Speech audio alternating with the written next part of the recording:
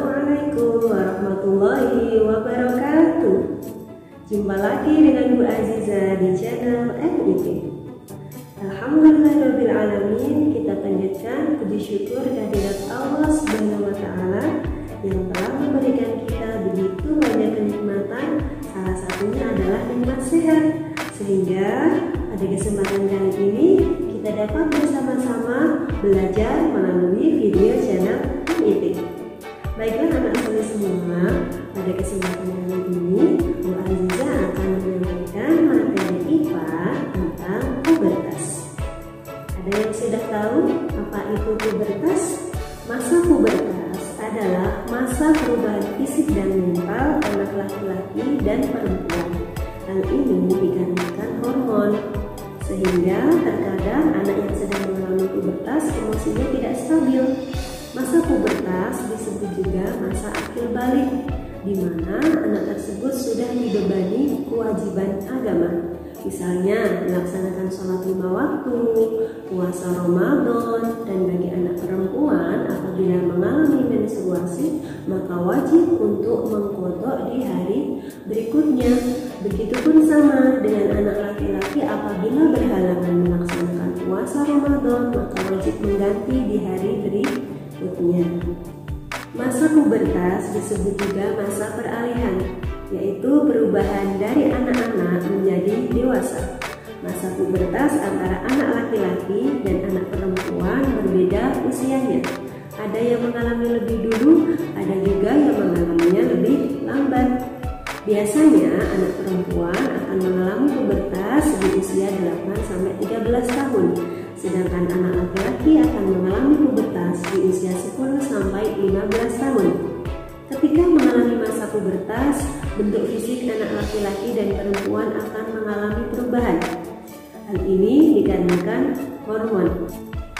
Ada 2 jenis perubahan dalam masa pubertas, yaitu perubahan primer atau perubahan pokok. Yang kedua adalah perubahan sekunder. Perubahan primer pada anak laki-laki dan perempuan itu berbeda. Anak laki-laki akan mengalami mimpi basah, sedangkan anak perempuan akan mengalami menstruasi. Perubahan sekunder atau fisik pada masa pubertas anak laki-laki yaitu 1. Tumbuhnya kumis, jakun mulai tampak, suara mulai membesar, dan tumbuhnya bulu-bulu halus di beberapa bagian tubuh. Sedangkan perubahan sekunder pada masa pubertas anak perempuan yaitu 1. Dada mulai membesar, panggul membesar, kemudian munculnya rambut-rambut halus di beberapa bagian tubuh, serta anak perempuan akan mengalami jerawat karena hormon. Pada masa pubertas banyak perubahan yang akan terjadi kepada anak-anak. Perubahan tersebut salah satunya adalah ketidakstabilan emosi. Beberapa hal yang perlu dilakukan untuk menghadapi masa pubertas adalah 1. Bersikap tenang dan percaya diri, bersikap jujur dan terbuka, sehingga ketika kita mengalami keluhan kita bisa menceritakan perasaan ketidaknyamanan kita kepada orang lain. Hal itu akan membuat kita lebih tenang. Oleh karena itu, kita harus merawat diri agar terhindar dari berbagai macam penyakit. Adapun beberapa hal supaya kita dapat terhindar dari berbagai macam penyakit yaitu 1. Melakukan pola hidup sehat, yaitu tidur cukup, konsumsi makanan yang bergizi seimbang, dan rutin berolahraga. 2. Mandi secara teratur, minimal 2 kali sehari. Kemudian ketiga, mencuci muka secara teratur untuk mencegah atau mengurangi jerawat.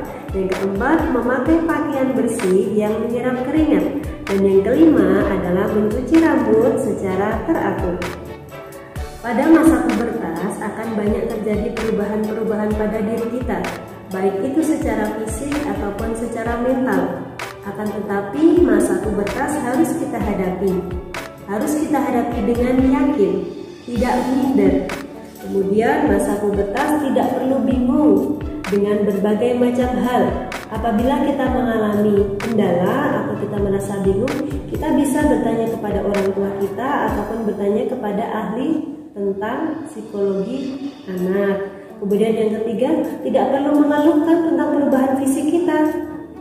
Yang keempat adalah menambah wawasan. Jadi, apapun keilmuannya tentang pubertas kita bisa cari tahu melalui buku, melalui Google, atau melalui guru ngaji, baik itu di sekolah ataupun di rumah.